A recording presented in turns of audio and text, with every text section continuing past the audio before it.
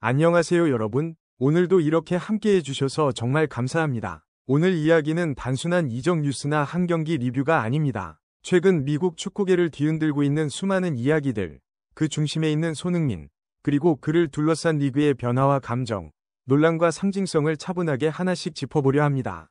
제목은 다소 자극적이지만 말씀드리고 싶은 건 확실합니다. 이 모든 이야기는 아직까지도 확정된 사실이라기보다는 여러 정황과 증언, 분위기를 통해 퍼지고 있는 이야기들이라는 점입니다. 그렇기 때문에 우리는 흥분보다는 맥락을, 단정보다는 질문을 가지고 바라볼 필요가 있습니다. 첫 번째 논점은 제목과 연결되는 상징적인 분위기부터 짚고 가야 할 것 같습니다. 최근 던 가버 커미셔너와 손흥민이 비공개 회동을 가졌다는 이야기가 돌면서 마치 리그 차원에서 LAFC와 손흥민에게 어떤 특별한 메시지를 준 것처럼 해석하는 목소리들이 나오고 있습니다. 물론 이 회동의 내용은 공식적으로 확인된 바 없고 LAFC가 올해 챔피언이 될 것이다라는 발언 역시 확인되지 않은 발언입니다. 다만 중요한 건 이런 이야기가 나올 정도로 손흥민이라는 이름이 현재 MLS 안에서 차지하는 무게가 상상 이상으로 커졌다는 사실입니다. 단순한 외국인 스타가 아니라 리그의 얼굴이자 기준점이 되어가고 있다는 느낌을 지우기 어렵습니다. 두 번째 논점은 손흥민의 북런던 복귀, 그리고 미완으로 남아있던 작별 인사에 대한 이야기입니다. 손흥민은 여전히 토트넘 핫스퍼의 상징적인 존재입니다. 10년이라는 시간 동안 454경기, 173골과 96도움이라는 기록은 단순한 숫자가 아니라 하나의 역사였습니다. 하지만 그 긴 여정의 끝이 너무 서둘러 왔고 홈팬들과 제대로 된 작별 인사를 나누지 못했다는 점은 손흥민 본인에게도 깊은 아쉬움으로 남아있었습니다. 그래서 12월 21일 리버풀과의 홈경기에 맞춰 토트넘 구단이 공식적인 환영 행사와 헌정식을 준비 중이라는 소식은 단순한 방문 이상의 의미를 가집니다.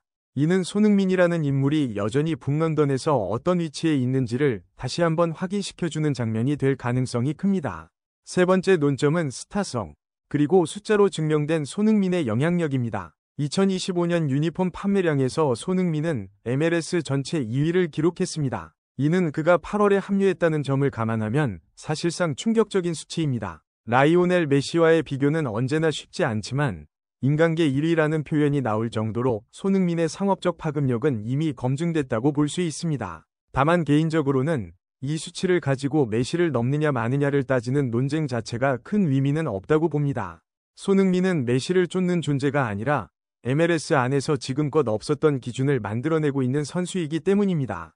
네 번째 논점은 많은 팬들의 감정을 가장 극단적으로 흔들어 놓았던 바로 그 밤, 밴쿠버 원정에서 벌어진 120분의 드라마를 더 깊게 들여다보는 것입니다. 이 경기는 단순한 플레이오프 패배가 아니었습니다. 한 선수의 위대함과 한 팀의 한계, 그리고 MLS라는 무대가 안고 있는 현실을 동시에 드러낸 상징적인 장면의 연속이었습니다. 경기 초반의 흐름은 냉정하게 말해 LAFC에게 악몽에 가까웠습니다. 홈팀 밴쿠버 화이트캡스는 조직적으로 잘 준비되어 있었고 중원 압박과 측면 전개 모두에서 LAFC를 완전히 앞섰습니다. LAFC는 빌드업 단계부터 흔들렸고 전진 패스는 번번이 차단됐습니다. 공은 앞으로 가지 못했고 최전방의 선흉민은 고립된 채 긴 시간을 견뎌야 했습니다. 이 과정에서 골키퍼 허고 로리스의 롱볼 선택이 잦아졌다는 점은 그만큼 팀 전체가 얼마나 압박을 받았는지를 상징적으로 보여주는 장면이기도 했습니다. 전반 40분에 터진 실점은 단순한 한 골 이상의 의미를 가졌습니다. 골 장면 자체도 아쉬웠지만 그 이전 과정에서 LAFC가 보여준 수동적인 대응은 팬들을 더 답답하게 만들었습니다.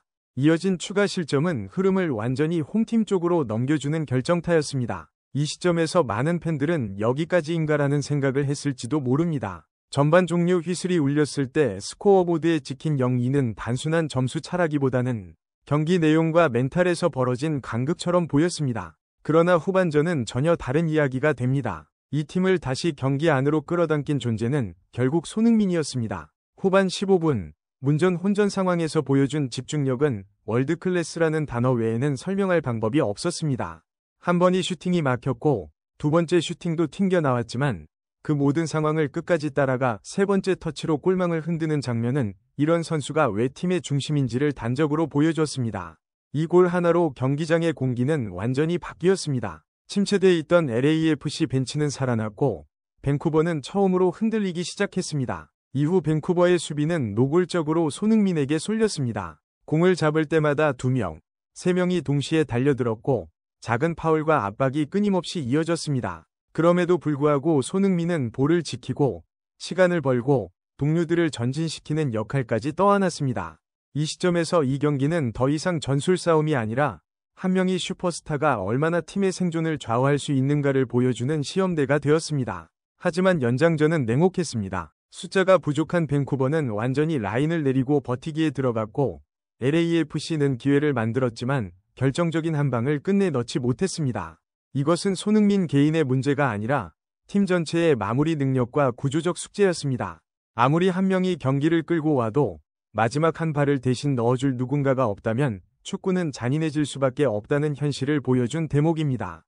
승부차기는 결국 이날의 모든 서사를 압축한 장면이었습니다. 첫 키커로 나섰던 손흥민의 슈팅이 골대를 맞고 나왔을 때 그가 고개를 돌리는 표정은 패배 이상의 감정을 담고 있었습니다. 그는 이미 팀을 2번이나 살려낸 선수였고 여기까지 온 과정 자체가 그의 증명이었지만 축구는 결과 앞에서 무정했습니다.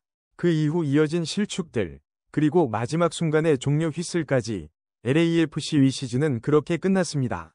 개인적으로 이 네 번째 논점에서 가장 중요하다고 느끼는 부분은 이것입니다. 이 경기는 손흥민 때문에 졌다라는 식으로 단순화될 수 있는 경기가 아니었습니다. 오히려 손흥민이 있었기 때문에 여기까지 왔다는 말이 훨씬 정확합니다. 멀티골이 없었다면 연장은 존재하지도 않았고 승부차기라는 기회 자체가 만들어지지도 않았을 것입니다.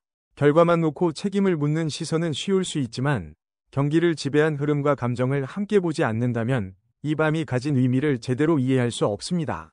그래서 밴쿠버전은 단순한 탈락전이 아니라 손흥민이라는 선수가 MLS 무대에서 어떤 존재인지 그리고 LAFC가 앞으로 무엇을 보완해야 하는지를 동시에 보여준 결정적 장면으로 남게 될 것입니다. 이 점에서 네 번째 논점은 감정적으로도 분석적으로도 결코 가볍게 지나칠 수 없는 부분입니다. 여섯 번째 논점은 여론의 변화입니다. 처음엔 심판을 향한 분노가 컸지만 지금은 왜 이런 심판들이 이런 환경에서 경기를 치러야 했는가? 왜 리그는 스타의 수준에 걸맞은 준비를 하지 않았는가라는 질문으로 옮겨가고 있습니다. 전직 선수들과 지도자들, 그리고 전설들까지 나서서 손흥민의 존재가 MLS 전체를 한 단계 끌어올리는 계기라는 이야기를 하고 있습니다. 비록 이 모든 논의가 아직 정리된 결론은 아니지만 분명한 건 손흥민이 남긴 흔적이 단순한 한 시즌, 한 경기의 문제가 아니라는 점입니다. 마지막으로 개인적인 생각을 덧붙이자면 오늘 이야기 속에 등장한 많은 발언과 회동, 선언들은 아직까지 확인되지 않은 이야기들이라는 점을 분명히 하고 싶습니다. 하지만 소문이라는 건 아무 이유 없이 만들어지지 않습니다. 그만큼 손흥민이라는 존재가 지금 미국 축구계에서 차지하는 의미가 크다는 반증이기도 합니다. LAFC의 복수, 챔피언 선언이 사실이든 아니든 손흥민이 이 리그의 방향성을 바꾸고 있다는 점만큼은 부정하기 어렵다고 생각합니다. 오늘 영상도 여기까지 시청해주셔서 정말 감사합니다. 이 이야기가 흥미로우셨다면 구독과 좋아요 꼭 부탁드리고요.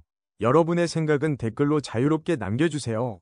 저는 다음 영상에서 또 다른 이야기로 찾아뵙겠습니다. 항상 건강 조심하시고 다음에 또 만나요.